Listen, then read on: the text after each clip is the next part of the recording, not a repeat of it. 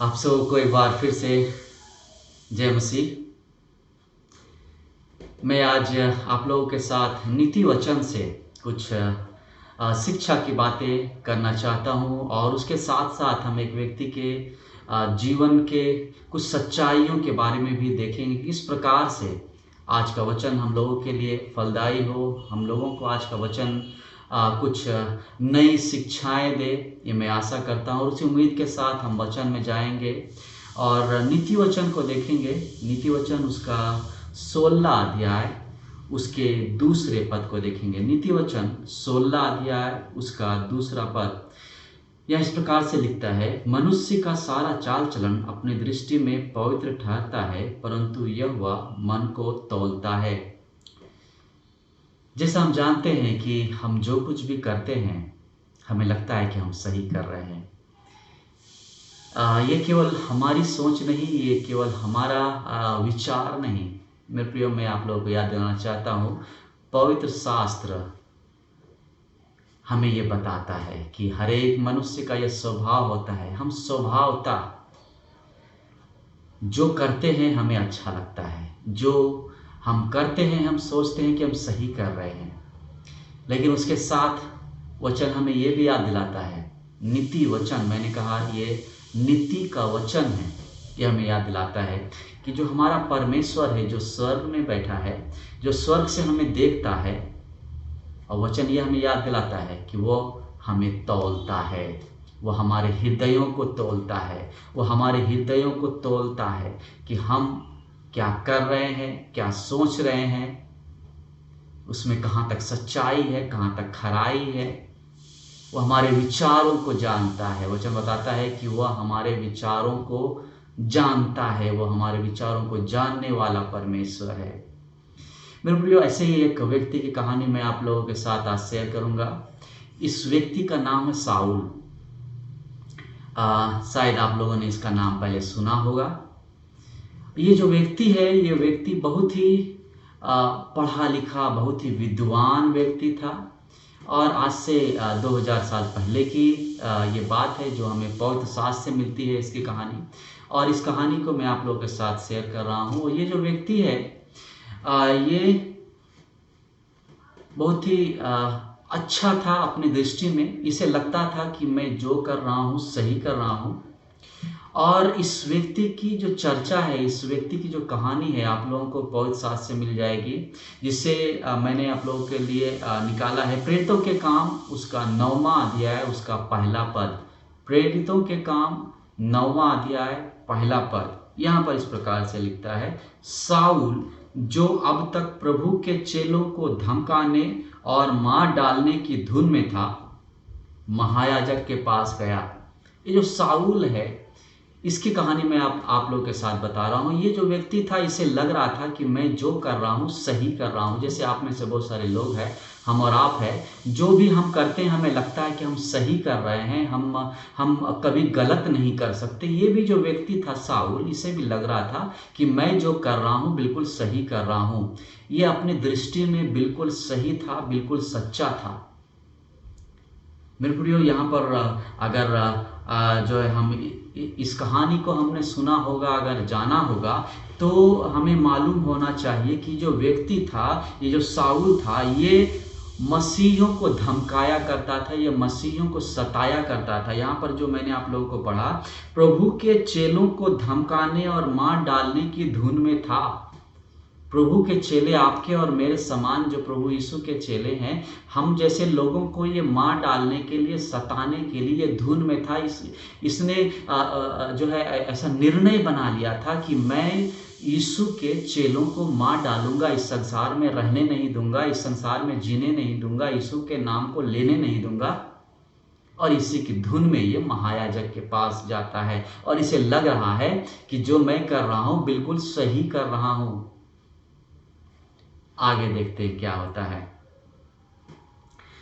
15 पद में अगर देखेंगे, प्रेरितों के काम 9 अध्याय उसका 15 पद, प्रेरितों के काम 9 अध्याय 15 पद में देखेंगे तो यहाँ इस प्रकार से कहता है, परंतु प्रभु ने उससे कहा, तू चला जा, क्योंकि यह तो अन्य जातियों और राजाओं और इस्राएलियों के सामने मेरा नाम प्रकट करने के लिए मेरा चुना हुआ पात्र है। यहाँ पर वचन बता रहा है, ये जो व्यक्ति है जो यीशु के चेलों को सताने का शपथ ले चुका है, जिसने निर्णय कर लिया है मैं यीशु के नाम लेने वाले को मार डालूंगा, मैं उसके नाम को हमेशा के लिए खत्म कर दूंगा, उसके लिए परमेश्वर की योजना है। और परमेश्वर का ये वचन यहाँ पर हमें बता रहा है कि यह जो व्यक्ति है, ये जो शाऊल है, इसे मैंने चुन लिया है, इसे मैंने विशेष काम के लिए चुन लिया है। ये जो कर रहा है ये काम नहीं, लेकिन इसके अलावा दूसरे काम के लिए। और वचन बताता है क्योंकि यह तो अन्य जातियों और राजाओं और इस्राएलियों के सामने मेरा नाम प्रकट करने के लिए मेरा चुना हुआ है। बहुत बार हमें भी मालूम नहीं होता है कि हमें परमेश्वर ने किस लिए चुना है। हमारा चुनाव, हमारा जो इस संसार में आना है वो किस लिए हुआ है, हमें भी मालूम नहीं होता। और हमें जो अच्छा लगता है हम वही करते रहते हैं, हम उसी काम में लगे रहते हैं और हमें उसी काम में मन लगता है। लेकिन मेरे प्रियो, हमें ये मालूम नहीं होता कि परमेश्वर ने हमें किस काम के लिए चुना है। शाऊल को भी ये मालूम नहीं था कि परमेश्वर ने उसे किस काम के लिए चुना है। वचन बताता है जो भी इस संसार में आया है उसका एक विशेष उद्देश्य है। हर एक व्यक्ति एक विशेष उद्देश्य को पूरा करने के लिए, अर्थात परमेश्वर की एक विशेष योजना को, एक विशेष काम को पूरा करने के लिए इस संसार में आया है। हमें मालूम नहीं होता है कि हम किस काम के लिए आए हैं, तब तक हम कुछ भी करते रहते हैं और हमें लगता है कि हम बिल्कुल सही कर रहे हैं। शाऊल को भी ऐसा ही लग रहा था, शाऊल को भी ऐसा ही लग रहा था। जब तक उसकी मुलाकात यीशु से नहीं होती है, जब तक उसका सामना यीशु से नहीं होता है, जब तक यीशु उसके सामने आकर नहीं उसे बताते हैं कि तुम जो कर रहे हो वो सही है या गलत है, क्या तुम्हें मालूम है, क्या इसी काम के लिए तुम्हें इस संसार में मैंने भेजा है। मेरे प्रिय वचन में जाएंगे, 9 अध्याय का 4 और 5 पद देखेंगे। Jesus talk to him about his work, और प्रभु यीशु मसीह उसके काम के बारे में उससे बातचीत करते हैं, उसे बताते हैं। प्रेरित 9 का 4 बताता है, वह भूमि पर गिर पड़ा और यह सब सुना, हे साउल तू मुझे क्यों सताता है। साउल जब बड़े जोश के साथ एक नगर में जा रहा था, वो जा रहा था ताकि उस नगर के लोगों को सताए, उस नगर के लोगों को जो यीशु के मानने वाले थे, जो यीशु के चेले थे, उन लोगों को सताने के लिए वो जा रहा था। और उसी समय यीशु से मुलाकात करता है और शाऊल की मुलाकात यीशु से हो जाती है। और जब यीशु का तेज, यीशु का प्रकाश शाऊल के आंख पर चमकता है, तब उसे समझ में नहीं आता कि ये क्या हो रहा है। यहाँ पर अगर हम देखें इस घटना में, तो शाऊल अपने घोड़े पर सवार होकर बड़े ही जोश के साथ जा रहा है, और वो इसलिए जा रहा है कि यीशु के चेलों को सताए, यीशु के चेलों को सताए, यीशु के चेलों को सताने के लिए वो जा रहा है, यीशु के चेलों को मार डालने के लिए, यीशु के चेलों को दुख देने के लिए, जो यीशु का नाम लेते हैं उसे संसार से खत्म करने के लिए जा रहा है। और इसी समय एक जोर की चमक शाऊल के आंखों पर चमकती है, और उस चमक से वो घबरा जाता है और वो अपने घोड़े से नीचे गिर जाता है। और जैसे वो नीचे गिरता है, उसी समय आवाज आती है, और आवाज किसी और की नहीं, प्रभु यीशु की आवाज है। और यीशु कहते हैं, हे साऊल तुम मुझे क्यों सताता है। इसे समझ में नहीं आता, इसे समझ में नहीं आता कि मैं किसे सता रहा हूँ, ये कौन सा चमक है, ये कौन सा प्रकाश है, ये कौन सा प्रभु है जो मुझे कह रहा है कि तू मुझे सताता है। शाऊल को समझ में नहीं आता और वो कहता है, हे प्रभु तू कौन है।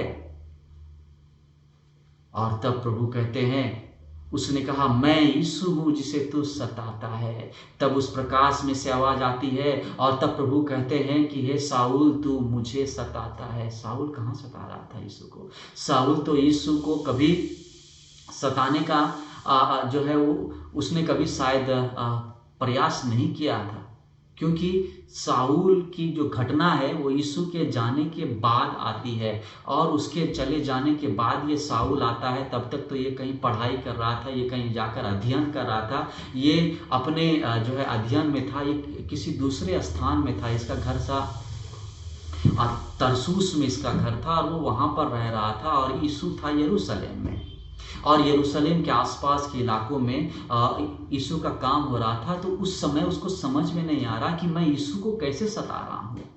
मेरे प्रियो, बहुत बार हमें ये मालूम नहीं होता कि हम प्रभु को कैसे सता रहे हैं, हम प्रभु की अवहेलना कैसे कर रहे हैं, हम ईश्वर के आज्ञा का उल्लंघन कैसे कर रहे हैं, हम ईश्वर को कैसे सता सकते हैं। हमें मालूम नहीं होता कि हम गलती कर रहे हैं और हमें लगता है जो हम कर रहे हैं बिल्कुल सही कर रहे हैं। मेरे प्रियो, अगर वचन में जाएंगे तो वचन हमें बताता है, जिस प्रकार से लूका 10:16 बताता है, जो तुम्हारी सुनता है वो मेरी सुनता है, और जो तुम्हें तुच्छ जानता है वो मुझे तुच्छ जानता है, क्योंकि जो मुझे तुच्छ जानता है वो मेरे भेजने वाले को तुच्छ जानता है। लूका 10:16 यहाँ यीशु के चेलों के बारे में कह रहा है। यीशु के चेलों को, यीशु के मानने वालों को अगर कोई दुख देता है तो वचन बताता है वो यीशु को दुख देता है, और यीशु को जो दुख देता है वो उसके भेजने वाले अर्थात परमेश्वर को दुख देता है। हम अगर कुछ भी बुरा करते हैं यीशु के चेलों के साथ, अगर कुछ भी अव्यवहार करते हैं यीशु के मानने वालों के साथ, तो उस व्यक्ति के साथ नहीं परंतु यीशु के साथ हम बुरा व्यवहार कर रहे हैं। यीशु के साथ अगर बुरा व्यवहार कर रहे हैं तो उसके भेजने वाले अर्थात पिता परमेश्वर के साथ हम बुरा व्यवहार कर रहे हैं। हमें कुछ करने के पहले 2 बार सोचने की आवश्यकता है कि हम किसके साथ बुरा व्यवहार कर रहे हैं, क्योंकि वचन बताता है कि हर एक व्यक्ति से, इस संसार से परमेश्वर ने अपने समान प्रेम कर दिया। उसने ऐसा प्रेम किया कि अपना एक लौता पुत्र दे दिया ताकि वह नाश ना हो परंतु अनंत जीवन पाए। इस संसार के हर एक मनुष्यों से परमेश्वर प्रेम करता है और वो नहीं चाहता कि संसार के लोग किसी दूसरे व्यक्ति को जो सताए, किसी व्यक्ति को तकलीफ दे, किसी व्यक्ति का दिल दुखाए, किसी व्यक्ति को रुलाए, किसी का हक मारे। और हर एक हक मारने वाले के साथ परमेश्वर यही कहता है, हर एक दुख देने वाले को प्रभु यही कहता है कि तू मुझे क्यों सताता है। अगर हम गरीब को सताते हैं, अगर किसी का हक हम मारते हैं, किसी के साथ अगर हम बेईमानी करते हैं, तो प्रभु आज आपसे कहता है और प्रभु आज हमसे कहता है कि तू मुझे क्यों सताता है, तू मुझे क्यों दुख दे रहा है। मेरे प्रिय, परमेश्वर हर एक से प्रेम करता है, हर एक से वो प्रेम करता है। हम किसी गरीब को सताते हैं तो उस गरीब से परमेश्वर प्रेम करता है। जितना वो प्रेम आपसे करता है उतना ही प्रेम आपके उस पड़ोसी, उस गरीब के साथ भी करता है, जो दुख में है, जो मुसीबत में है, जिसके पास 2 रोटी नहीं है खाने के लिए, उससे भी उतना ही प्रेम करता है मेरे प्रियो, क्योंकि वो प्रेमी परमेश्वर है। और उसने कहा कि मैं हर किसी से प्रेम करता हूँ, इसलिए मैं अपना एक लौता बेटा भेज देता हूँ ताकि कोई भी नाश ना हो, एक भी प्राण नाश ना होने पाए, एक भी आत्मा ना भटकने पाए। वो हर किसी से प्रेम करता है, वो हर किसी को न्याय दिलाना चाहता है। इसलिए तो इस शाऊल के से कहता है, तू मुझे क्यों सताता है। शाऊल कहता है, तो मैंने तो तुम्हें नहीं सताया। वचन बताता है, जो तुमने मेरे एक छोटे से छोटे दास के साथ किया वो मेरे साथ व्यवहार किया। वचन बताता है कि प्रभु कहेगा कि जब मैं भूखा था तुमने मुझे नहीं खिलाया, जब मैं प्यासा था तब तुमने मुझे पानी नहीं पिलाया, जब मैं बंदीगृह में था तो मुझे मिलने नहीं आया। तो हम कहेंगे, हमने तुझे कब प्यासा देखा, हमने तब तुझे कब भूखा देखा, हमने तुझे कब बंदीगृह में देखा, मिलने नहीं आए। मेरे प्रियो, आपके जो आसपास लोग हैं, जो आपके आसपास आपके पड़ोसी है, उनकी ओर दृष्टि करके देखे।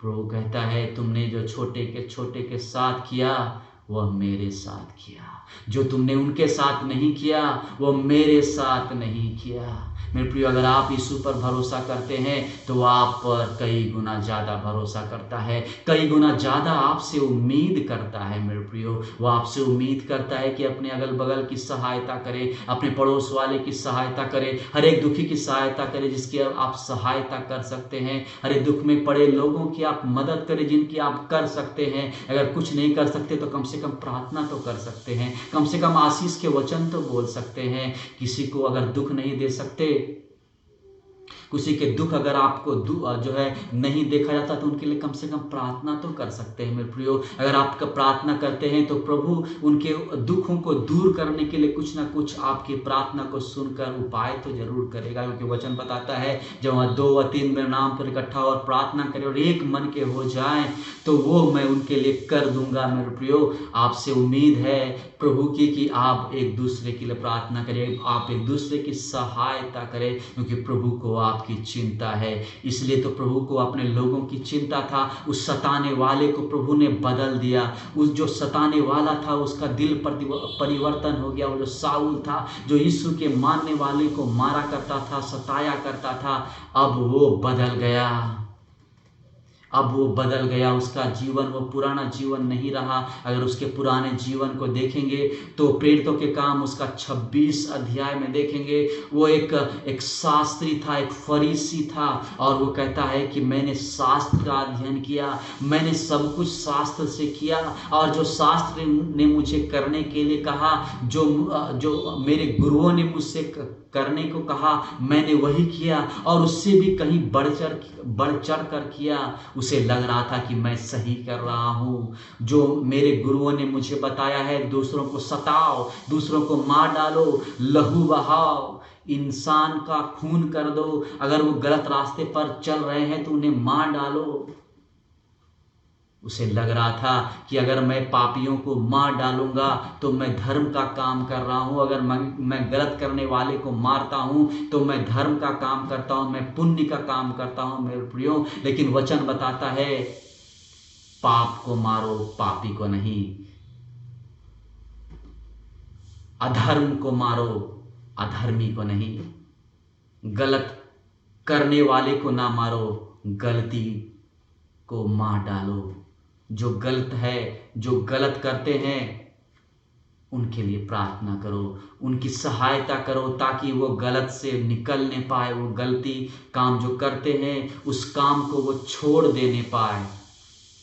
मेरे प्रिय प्रभु उस साउल के जीवन को बदल देता है, वो उसे बदल देता है, और वो कहता है मैं तो अगर देखेंगे उसका 10 पद में, प्रेतों के काम उसका 26 अध्याय उसके 10 पद में कहता है, और मैंने यरूशलेम में ऐसा ही किया, और प्रधान याजकों से अधिकार पाकर बहुत से पवित्र लोगों को बंदीगृह में डाला, और जब वे मार डाले जाते थे तो मैं उनके विरोध में अपनी सम्मति देता था। जो यीशु के मानने वालों को सताया करता था वो अपनी गवाही दे रहा है।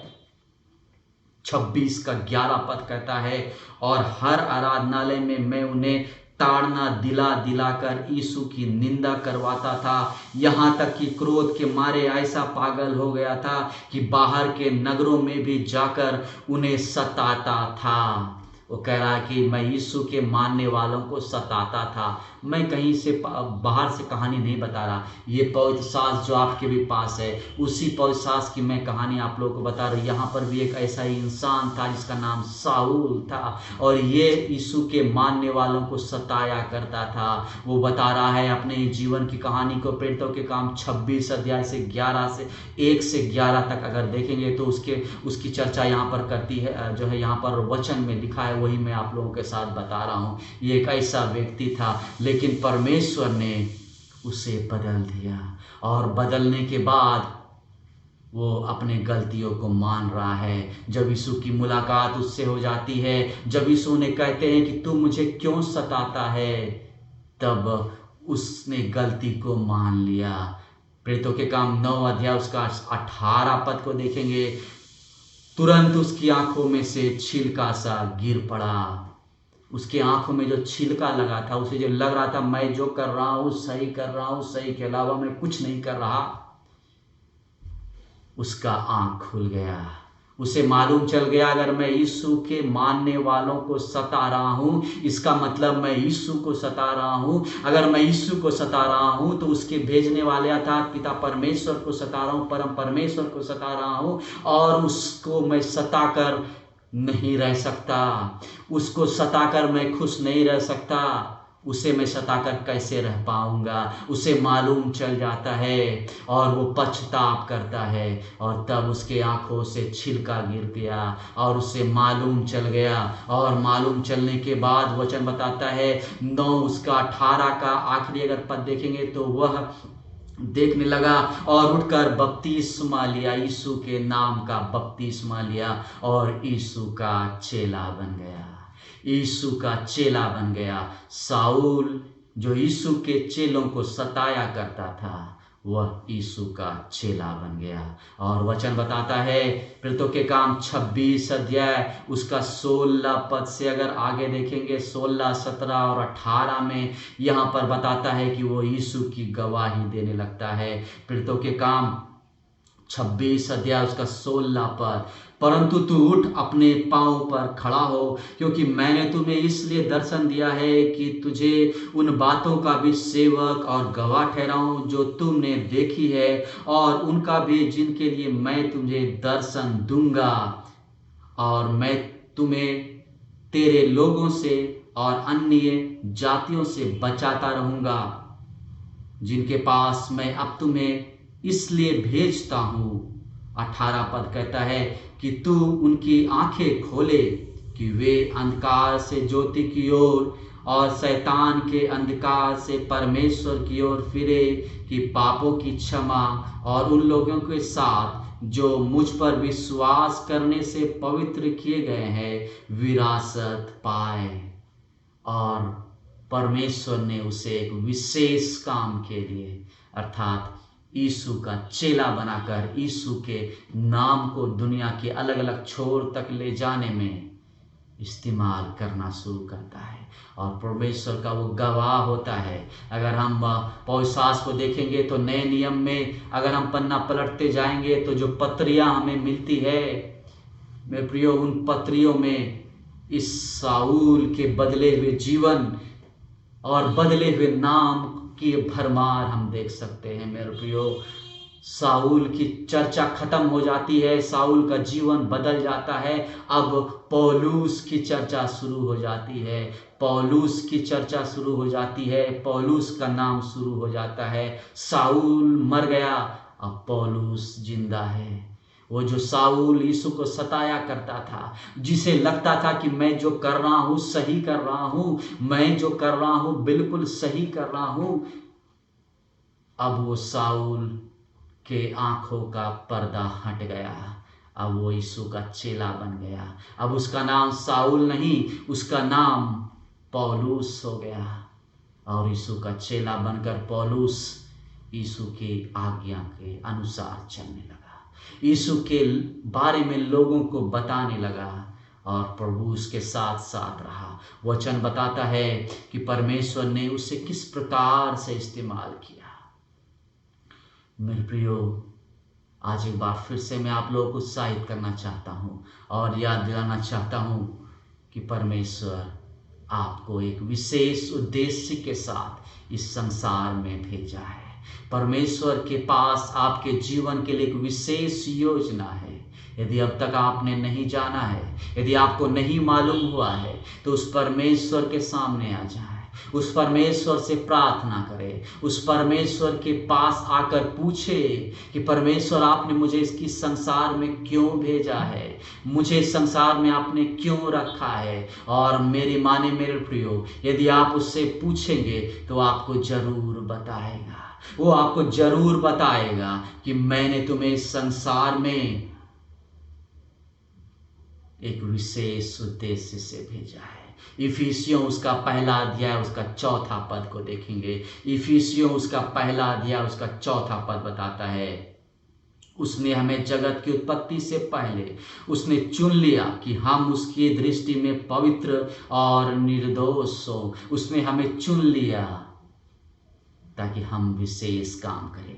कौन सा विशेष काम करें? इफिसियों 2:10 में अगर देखेंगे, इफिसियों उसका 2 अध्याय उसका 10वां पद कहता है, क्योंकि हम परमेश्वर की रचना है और मसीह यीशु में उन भले कामों के लिए सिरजे गए हैं जिन्हें परमेश्वर ने पहले से हमारे करने के लिए तैयार किया है। और हमारे लिए परमेश्वर ने विशेष काम को तैयार रखा है। परमेश्वर ने हमें एक विशेष काम के लिए चुना है मेरे प्रियो। चाहे अभी आप कुछ भी क्यों ना करते हो, चाहे आप किसी भी काम में क्यों ना लगे हो, किंतु परमेश्वर के पास आपके करने के लिए एक विशेष योजना है, जिस काम के लिए परमेश्वर ने आपको सिरजा है।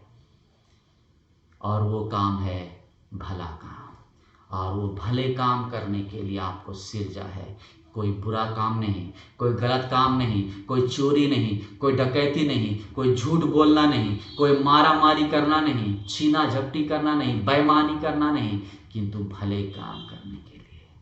और वो भला काम परमेश्वर आपको बताएगा। और भले काम करने की शिक्षा प्रभु ने अपने चेलों को दिया, और उन चेलों को यह आज्ञा दिया, जो तुमने सीखा है उन्हें सबको बता दो। और उन्होंने सबको बताया, जहाँ तक उनका पहुँच था उन्होंने सबको बताया। और उसके बाद हमें ये आज्ञा दे दिया कि जाओ और अपने लोगों को बता दो। आज जो हमारे लोग नहीं जानते कि क्या भला काम है, क्या परमेश्वर हमें चाहता है करे, क्या परमेश्वर हमें करने के लिए भेजा है, उन्हें मालूम नहीं। आइए हम सबको बता दें कि परमेश्वर ने हमें भले काम करने के लिए संसार में रखा है।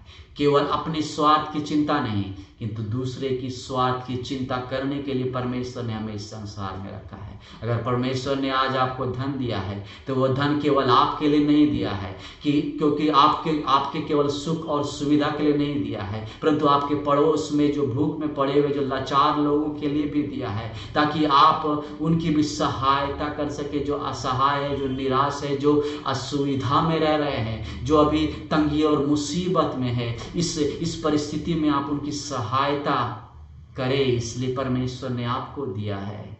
और परमेश्वर चाहता है कि उदारता के साथ आप सहायता करें, उदारता के साथ आप दूसरों की सहायता करें, भले काम करें, जिसके लिए परमेश्वर ने आपको सिरजा है, जिसके लिए परमेश्वर ने आपको दिया है। और वचन बताता है जो उदारता के साथ देता है, परमेश्वर उससे भी उदारता के साथ देने का वादा रखता है। और वचन बताता है यदि तुम परमेश्वर के लिए कुछ भी देते हो तो परमेश्वर तुम्हारा कर्जदार नहीं रहता, उससे कई गुना बढ़कर वो तुम्हारे लिए स्वर्ग के झरोकों को खोल देता है और वो स्वर्ग से आशीषों की वर्षा करता है। मेरे प्रिय, अगर आप किसी की सहायता करते हैं तो परमेश्वर आपकी भी सहायता करेगा। आइए हम प्रार्थना करेंगे। महान और जीते परमेश्वर पिता, हम आपको धन्यवाद देते हैं प्रभु जी, कि आपने हमें फिर से एक बदले हुए जीवन की कहानी को बताया। आपने हमें आज फिर से याद दिलाया कि साऊल जो करता था उसे भला लगता था, किंतु आपने उसे याद दिलाया कि हर सब कुछ वो अच्छा नहीं होता जो हमें अच्छा लगता है। हमें आपकी इच्छा जानने की आवश्यकता है प्रभु। हमें अपनी इच्छा को बताइए कि आप हमसे क्या चाहते हैं, आप हमें क्या कराना चाहते हैं प्रभु।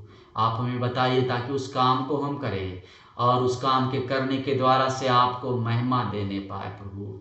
हम सबों को नाम बनाम आशीष प्रदान करें। हर एक श्रोताओं को जो यहाँ पर वचन सुन रहे हैं प्रभु, हर किसी को नाम बनाम आशीष प्रदान करें।